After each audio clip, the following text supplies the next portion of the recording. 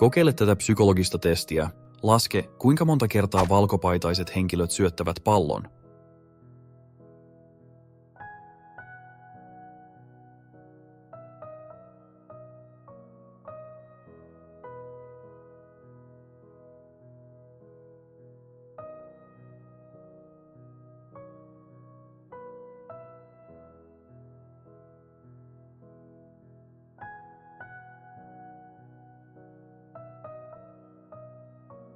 Oikea vastaus on 16 kertaa.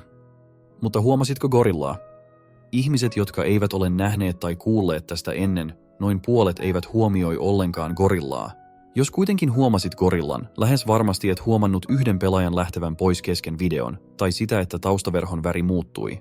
Testi paljastaa, että me emme huomioi paljon sitä, mitä ympärillämme tapahtuu.